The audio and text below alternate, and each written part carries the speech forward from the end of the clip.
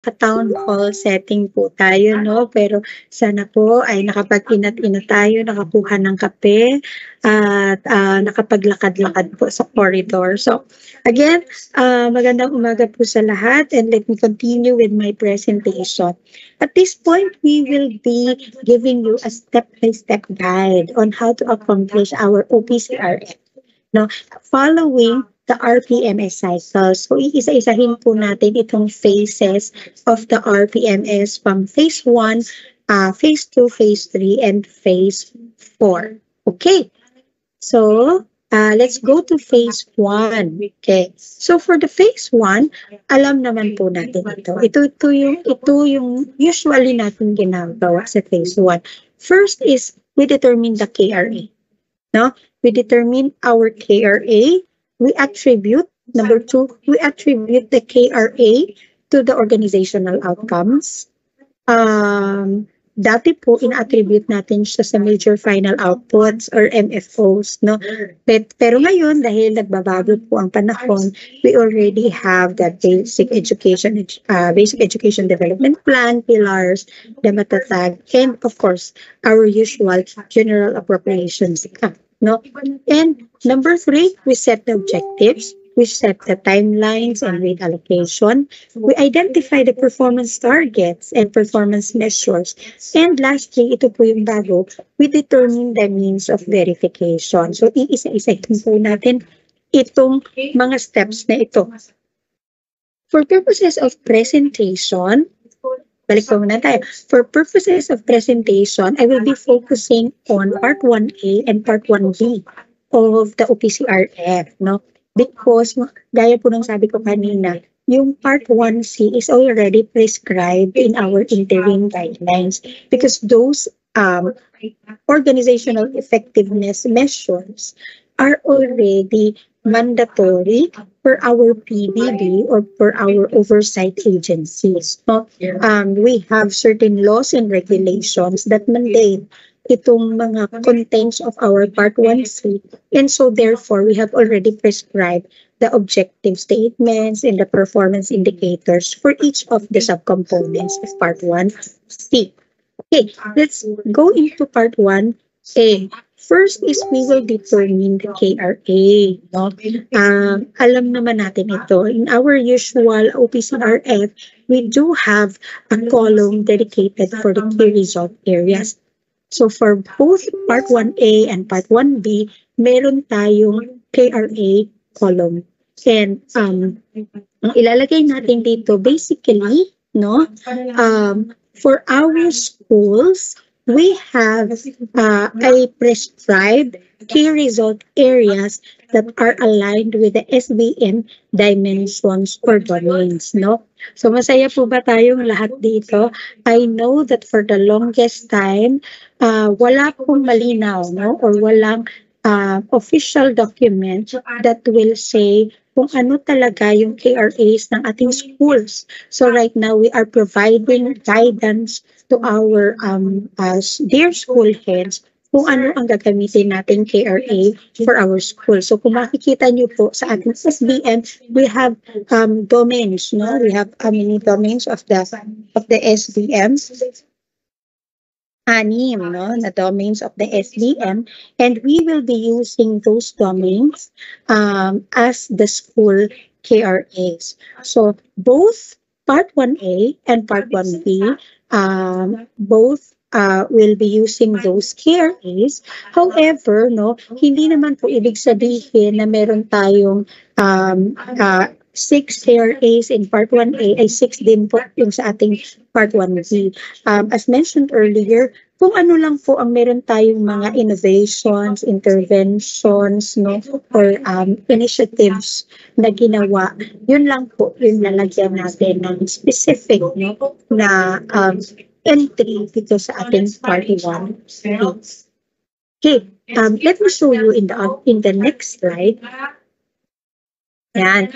In the next slide, these are the KRAs. No?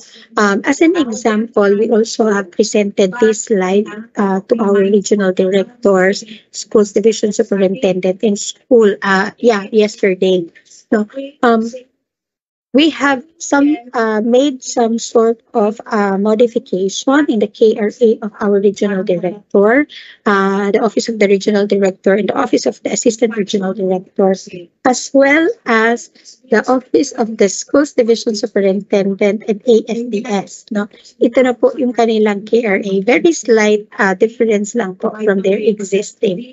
But what is new is the orange column, the KRA for our school. So we have six, no?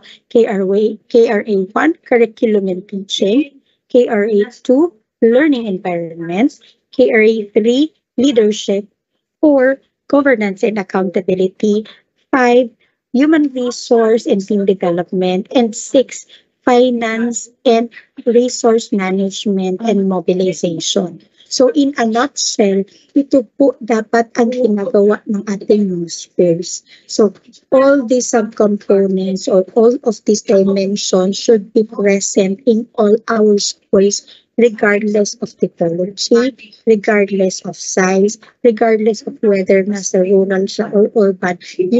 We should be able to capture all of these dimensions of the school-based management. No? And all of these things, ito din po yung sana nakaka-capture natin in our OPCRL. No? And we will be uploading in our RPMS library a document, the official document showing these KRAs along with details, no, on the objectives portion and the specific roles and responsibilities under each of the KRA. Abangan nyo lang po yan doon sa ating RPMS library. And just a reminder also, when you access the RPMS library, please be reminded to use your DepEd email. No, so anyone who has the link, nandito naman po sa ating Q&A section yung link. Anyone who has the link may be able to access our RPMS library. Okay, next slide, please. Okay. In the next slide, gaya po ng lagi-lagi namin sinasabi, the intention of the interim guidelines is to clearly cascade our organizational outcomes into actionable delivery unit objectives or action steps. No, and what is very explicit in our form is that we have 3 columns, each for the organizational outcome or framework that we have. So the first column is dedicated for the GAA outcome attribution. So kada KRA po natin ay pwede natin i-attribute appropriately and accordingly into the GAA programs and sub-programs. We have 5, no? The education policy, basic education inputs, inclusive education, we have support to schools, and we also have the education human resource development. So those are the sub-programs na pwedeng nagko-contribute po tayo as a school or as a delivery unit. We also have the BEDP outcome attribution, specifically access, equity, quality, resiliency, and well-being, and of course the enabling mechanisms, governance and management. So pwede po tayo mag-attribute dyan, depende sa KRA natin or sa objective natin. Number 3, we have a column dedicated for the Matatag agenda. So we have 5, making curriculum relevant, taking steps to accelerate a delivery of basic education facilities and services. Number 3, taking good care of our learners. And number 4, giving support to our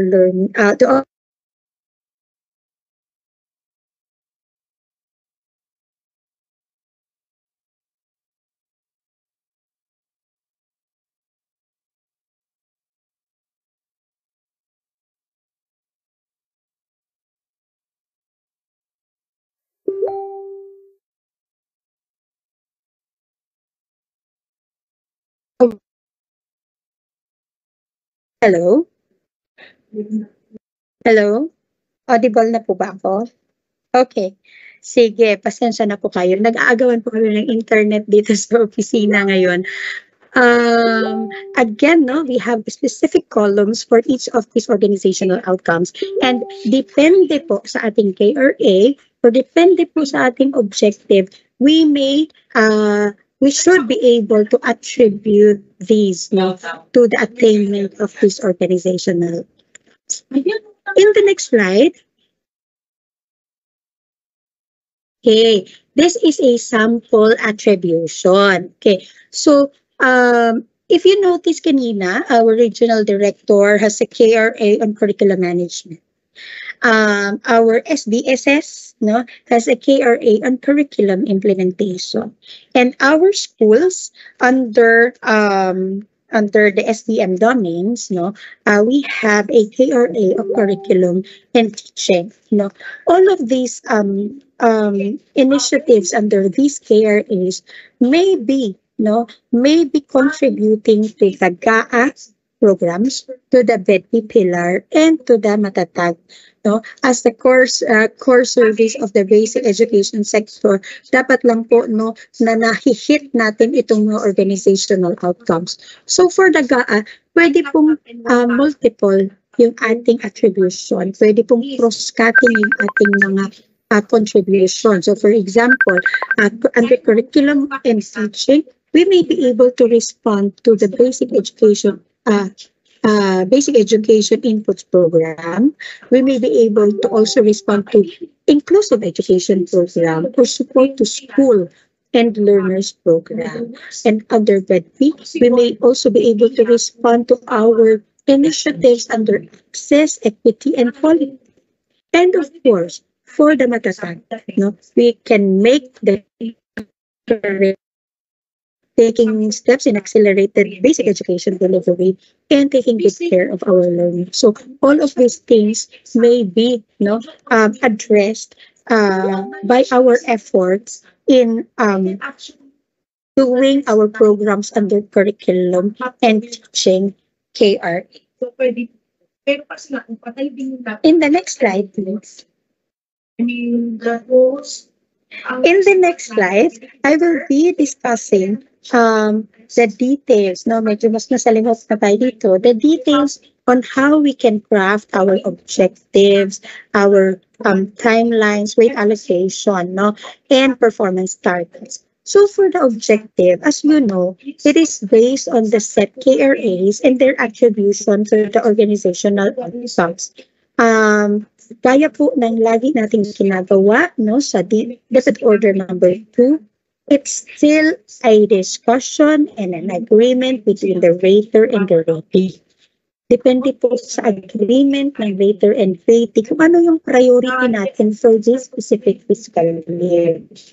No, ano ang tutok natin ng mga programas for this specific fiscal year. So, ganun po natin siya, ano yung priorities ng division office, for example. So, those can be part of our objectives, no?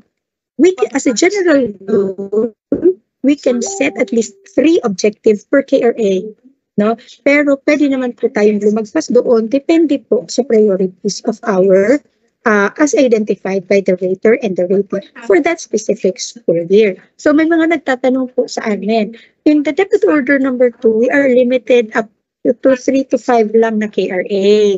Ngayon po ba pwede na kami sumobra sa 5, no? Bilang ang reference po natin for crafting our KRAs are for schools, for example, ito na pong pinag-prescribe natin na SBM aligned KRA. So, pwede na po tayong lumagpas sa 5. So long as ito po gagamitin natin na document. Okay, let's go to the weight allocation and the timeline. Okay, so for the timeline, it is defined as the target date of accomplishing each of the performance objectives. And again, it is an agreement between the rater and the ratee kung kailan po natin ito target ma-complete or target ma-accomplish, no? And for us to be able to also align it with our work and financial plan, or in the case of our school, we have the annual improvement plan. Dapat po tugma no, yung ating mga targets or timelines na nakapaloob sa ating annual improvement plan or AIP, at kung ano din po ang nakalagay sa ating OPCR. I'm sure marunong po tayo niyan, ano? Ang ating mga school heads ay alam na kung paano po ito ina-align na dalawang dokumento na ito. But we still advise that you coordinate with the Division Office Planning Office so that sure po tayo no na talagang tugma po yung mga aligned, and of course harmonize din po yung efforts ng buong division office. Next is the weight allocation. No? In the assignment of weight allocation, it shall be done by objective. No? Kada objective, meron pong karampatang weight allocation. At paano po natin ito dinidetermine? It shall depend on the nature and scope of work, the difficulty and complexity of accomplishing the specific task, program, or project, and required time to finish the specific task or to achieve the objective. No? And to provide you with an illustrative example, no? Dito po, paki-zoom in po sa ating illustrative example.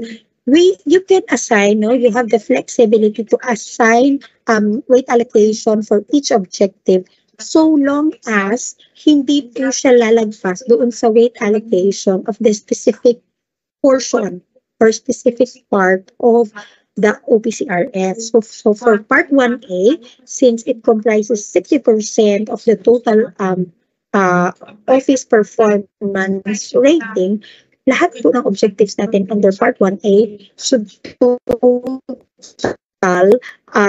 total to 60%. Okay, next slide please. Okay, now let's go to performance targets. Now, in our existing OPCRF, very generic po no yung ating manner of setting the performance targets. But right now, we have added two elements no in our performance target so that it would be clearer no and more concrete po yung ating targeting, yung performance targeting. So for the value performance target, we can set it either using a numerical value, a statistical value, or a trend. No? So for example, for kami po sa central office, for example, usually as policy developers, no, ang usual namin pong output, no, or performance target is the number of number of policies no na i-issue for a specific performance cycle. So we can use either 1, 2, 3, 4, 5 different orders issued within the performance period. In the case of school, pwede po tayo, for example, ilang programs yung under the math, no, under math, yung ini-implement natin no within the fiscal year, or ilang learners yung target natin, ilang specific learners yung target natin accommodate or to be involved in a specific school year. So pwede po natin siyang ilagay dito.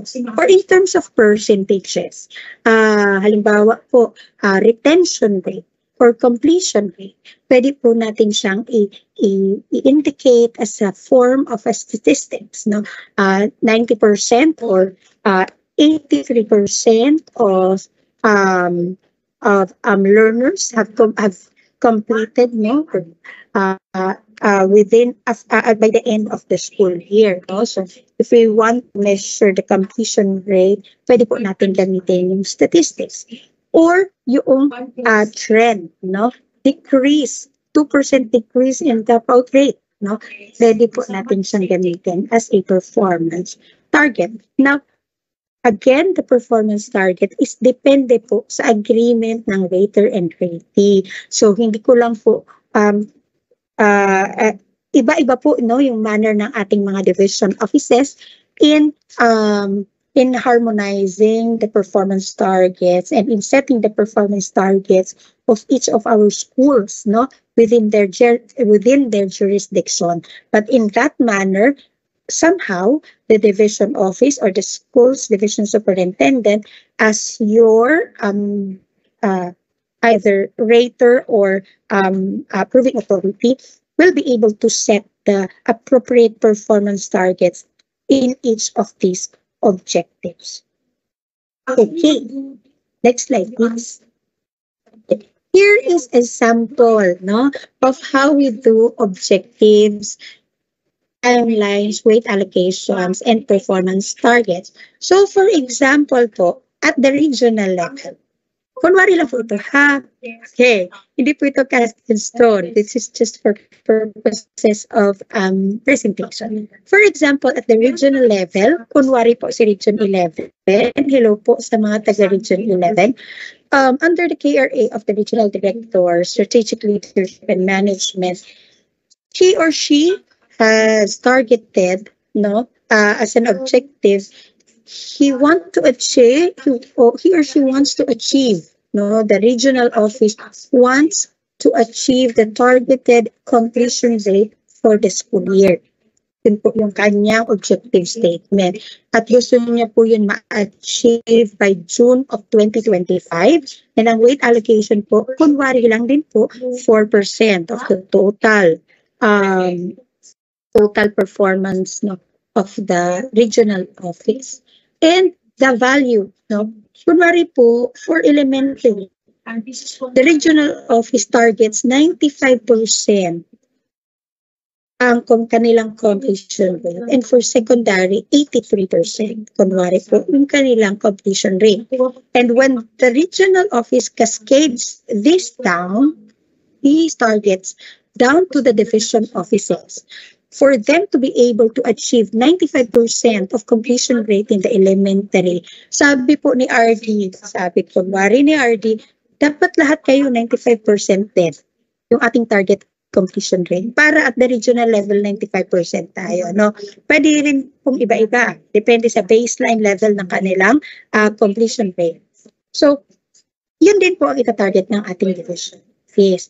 Ngayon, nag-performance planning din po at the division level. Sabi po ni SDS, okay, para ma-achieve natin yung sinabi po ng regional director na 95% completion rate in elementary and 83% completion rate in the secondary, we should be able to reach this target. And so therefore, we will be setting performance targets or completion rate targets no for each of our schools no. So kapag ganun po yung naging process or naging approach no ng ating division office, pwede po na ang ating mga schools or talagang dapat naman no na ating mga schools ay meron din accountability in terms of completion rate no or completion ng ating mga learners. So, si Davao City National High School, bilang siya po ay secondary, capture niya din kunwari yung 82% na completion rate. No? So, that will be his the school's official performance target for that specific school year. So, pwede pong ganyan yung sample natin. Now, the national level target of 83% na completion rate indicated in the GAA is now trickled down at malinaw na naibaba natin up to the school level. So yun po ang goal natin in this endeavor. Another example, kunwari po sa NCR, meron tayong target at sa GAA po no, on the proportion of learners achieving at least nearly proficient in the National Achievement Test. So we have that as a target. In the national level, we have 54% elementary, 39% junior high school, and 27% senior high school. So kunwari po, these figures are also adopted by the regional office in the division. Yes, no? So pagdating po sa school, si Marikina City Elementary School, for example, ika-capture niya po yun sa kanyang OPCR. That 54% of their learners, no, are achieving at least nearly proficient in the national achievement rate ng elementary. Okay. Now, the big question is, ma'am, hindi naman po taon-taon may not, at hindi rin po taon-taon kasama po kami doon sa schools na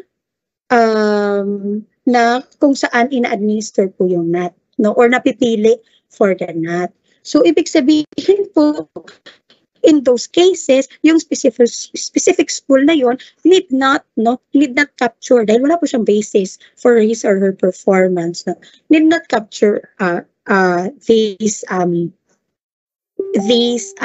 specific organizational. So ganun po yun, no? Kapag ka po ang specific objective or specific org outcome is not applicable doon sa ating delivery unit, hindi po natin siya kailangan isama. What is important is we capture our office functions, our office KRAs as usual, at if under those office KRAs, we have identified specific organizational outcomes that are the organizational outcomes that we are contributing to, dapat po na ilalagay natin sa ating OPCR. At dapat po na-attribute natin yun. Okay po? Sana po malinaw. Okay. In the next slide, gusto naman po namin i-discuss paano yung objectives, no?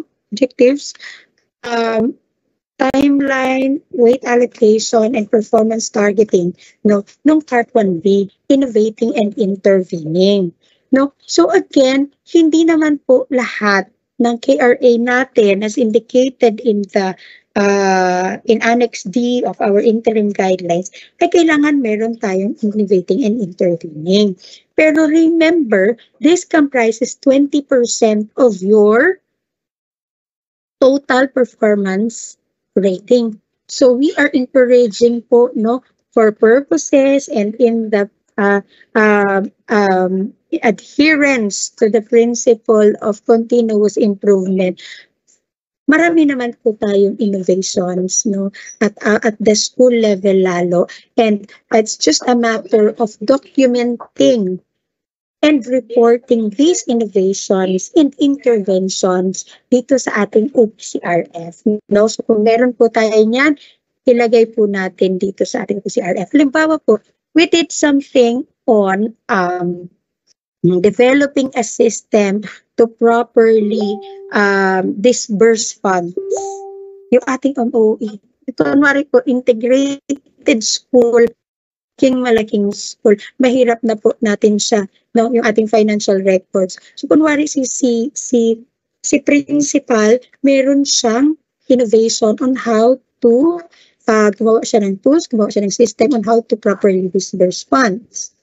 No, na wala halos walang human error, no, or kunwari po si school meron siyang sarili niyang paraan kung paano mas maging efficient yung enrollment process, no, or yung submission ng ating mga school reports, no, distribution of our materials, no. So if we have these on innovations, we should be able to capture them under part 1B, no. They are not necessarily, sabi nga po dito sa the definition,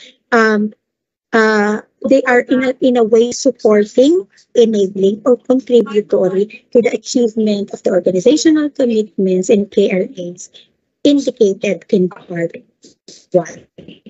Okay po. Next slide, please.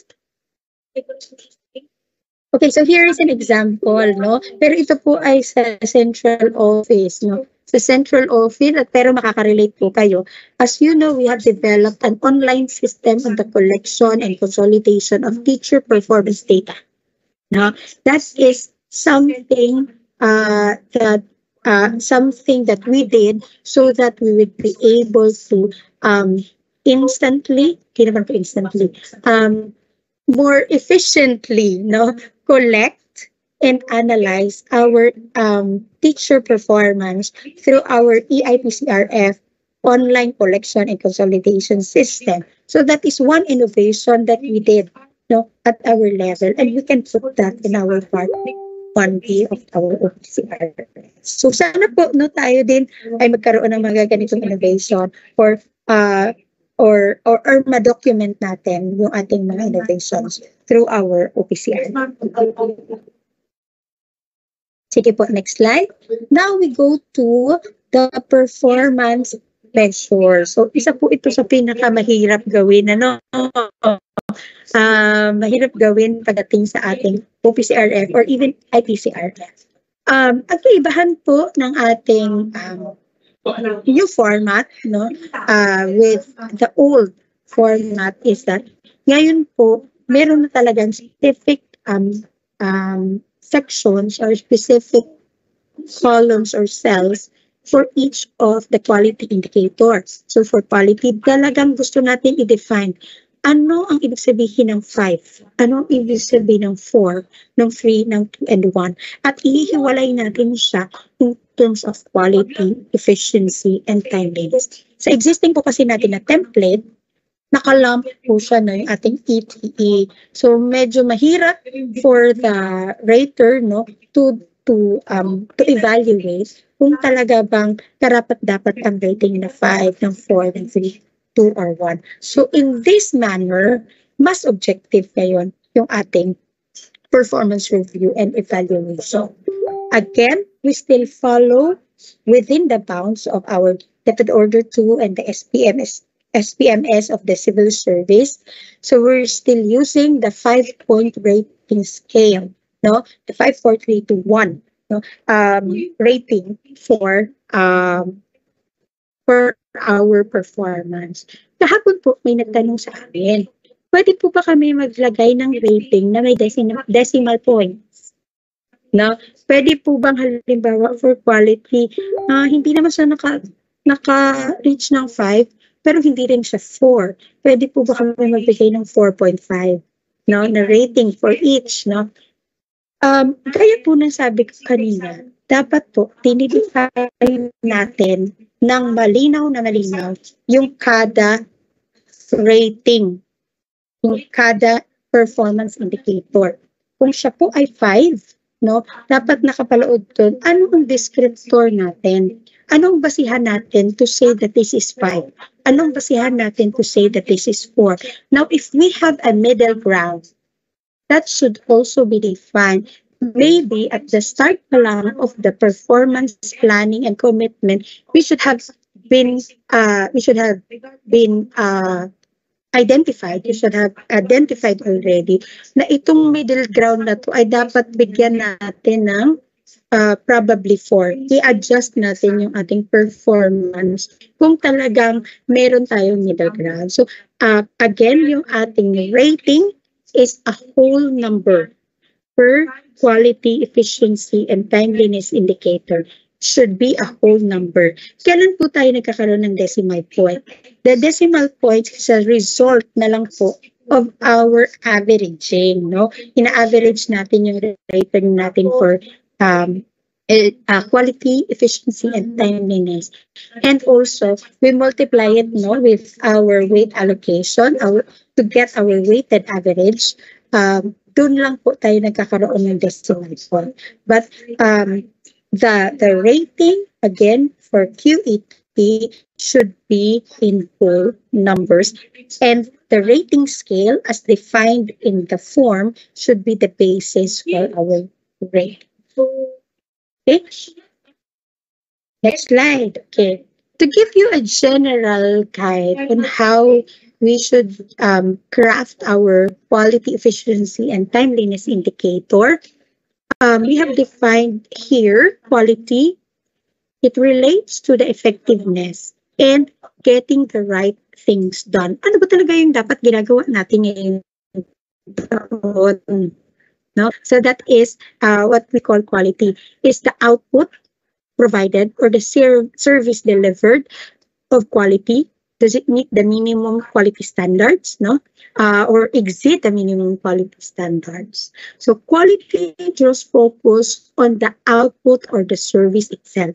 Ang tinitingnan po natin kapag when we are talking about quality, ang tinitingnan natin is the output, the product or the service being delivered or produced. No? Number two, efficiency. Efficiency relates to doing things right. Paano na? Ano yung manner? Ano yung proseso? No? So it draws focus on the process by which outputs and services are delivered. And lastly, timeliness. Timeliness refers to doing things on time, no? Based on the timeline agreed upon or the timeline required. So to give you more, no, to elaborate on this further, we refer to quality as the, next slide, please. We refer to quality. Next slide. Okay, we refer to quality as the extent to which actual accomplishment or actual performance compares with the targeted performance, no? So kung sa umpisa po ng taon, we did our performance planning and setting the performance targets, no? Dahil meron tayong performance target na malinaw, no? Ano ngayon yung actual performance? Does the actual accomplishment meet, no, the targeted performance, no? So yun po yung titingnan natin pag quality. It also refers to the degree to which objectives are achieved and the extent to which targeted problems are solved.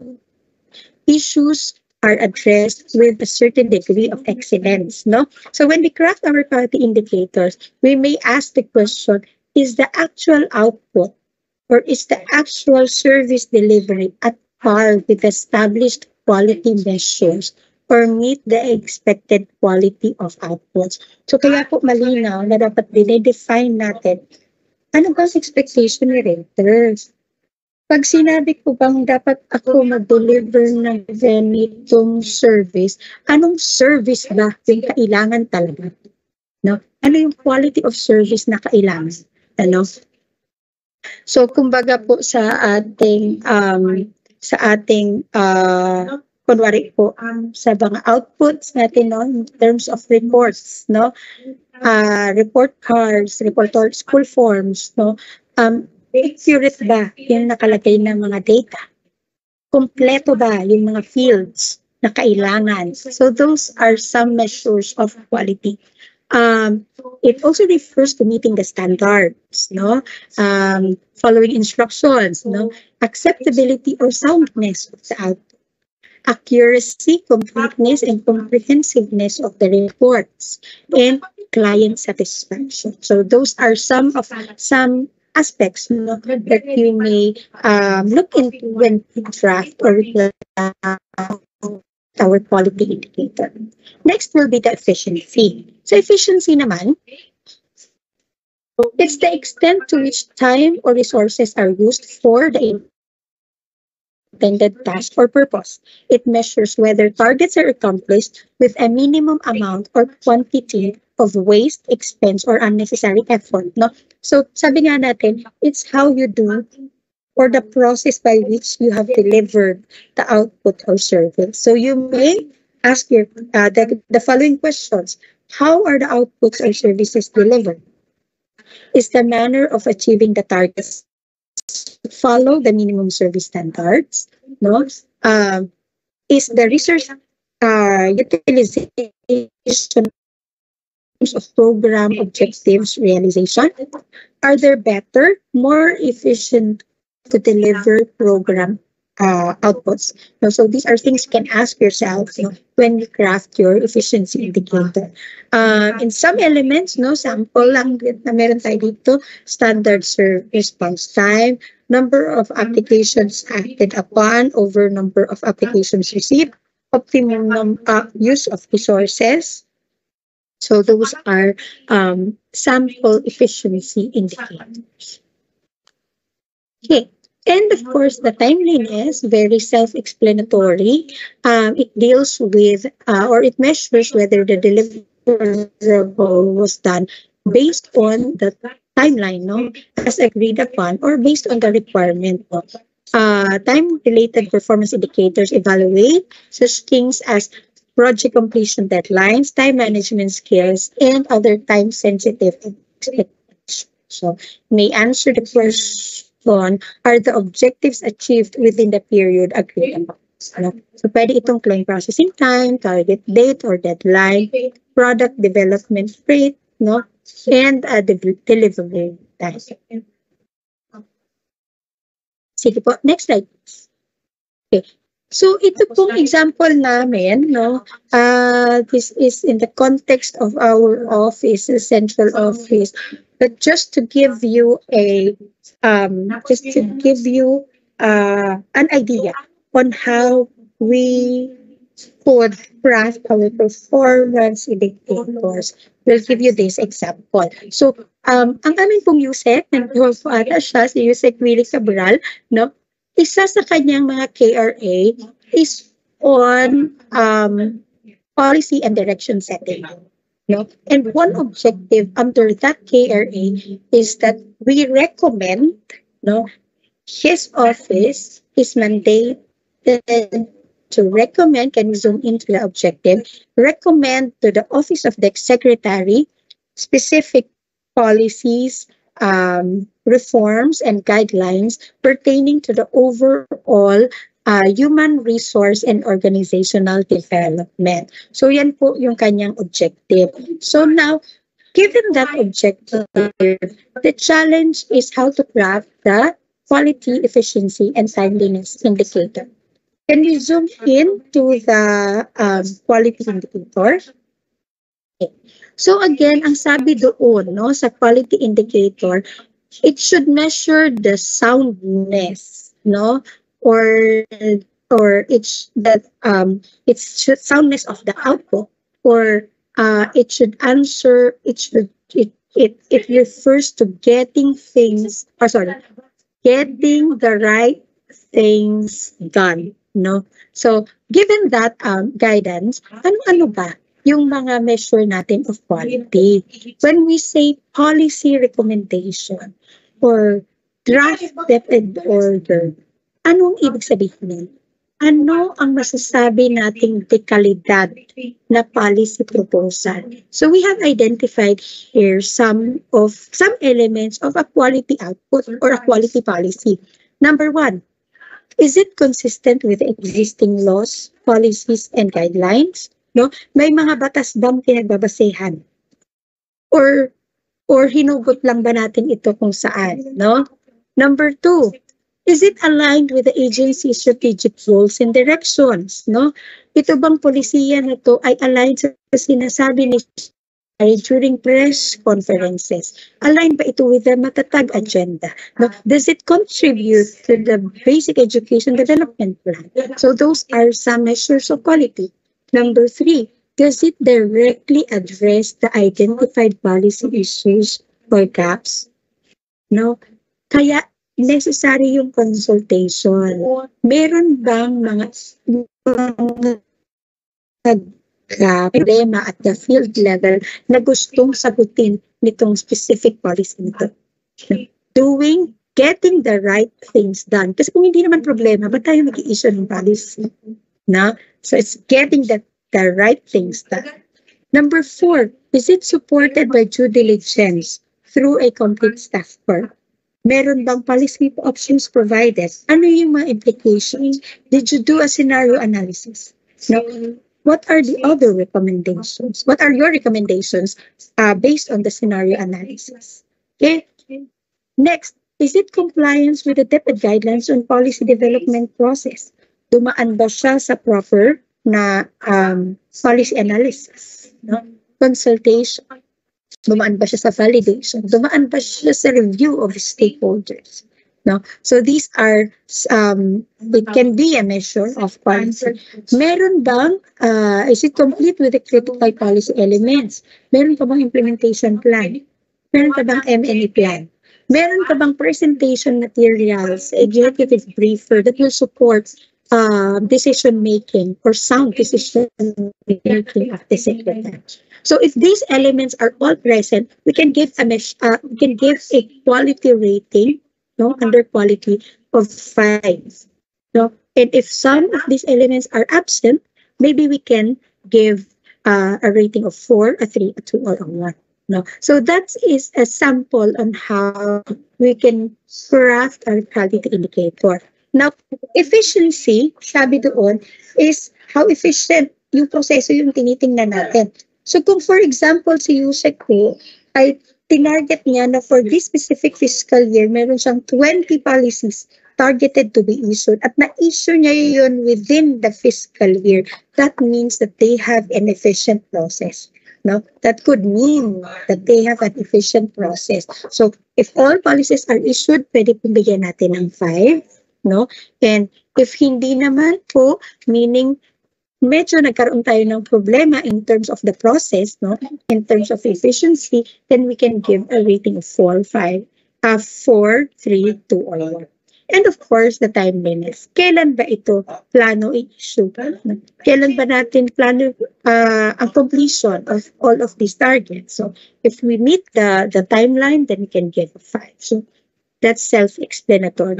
That is the same way that we can craft our quality, efficiency, and timeliness indicator at the school level. So it's a matter of, being creative enough in really defining our measures. Bakit po?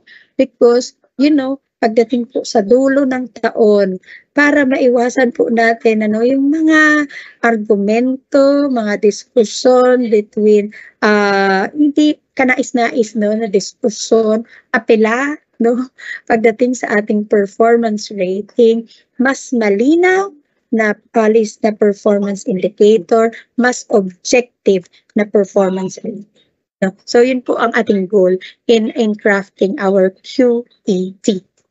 Okay? In the next slide, meron pa ba? Next slide. Okay, the means of verification. Our schools is very, very familiar with MOVs. So ano-ano ba talaga itong mga MOVs na ito? Basically, our MOVs are official documents, reports, or any output that will show the achievement of actual results as certified by authorized official. No, may mga nagtatanong sa amin, is it one and the same as the actual accomplishment? No, not necessarily. So halimbawa po, ang target ay completion rate. 83% completion rate. That is the performance target. And that is, kunwari, the actual accomplishment. Now, what is the document that will show that we have achieved this certain percentage? No? So, ano po ba ito? Is it a report that we submit to the division office? No? Is it the report that is indicated in our EBIS? No? Yun po ba yung ating mga measures of yun po ba, ano-ano itong mga reports na ito that will show the actual achievement of the result as certified, for example, by the planning officer or the school's division superintendent. Okay? Next slide, please. Okay. So for the part 1C, as mentioned, meron din po meron din po siyang objectives, meron din po siyang weights, timeline, and performance indicator. Pero ang kaibahan po natin for the part 1C, hindi na po kayo mag-iisip, katulad ng part 1A and B. Because in the next slide, we will show this is already prescribed, and we are showing here the element or the subcomponents of the part 1C. As mentioned, part 1C, organizational effectiveness, are the mandatory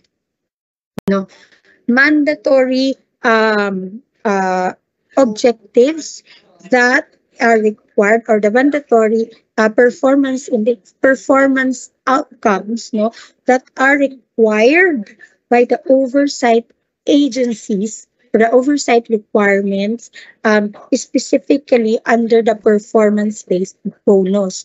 No? So taon-taon po sinisingil tayo in terms of budget utilization rate. At tama naman, no? Binigyan tayo ng pondo, dapat nagagastos natin siya.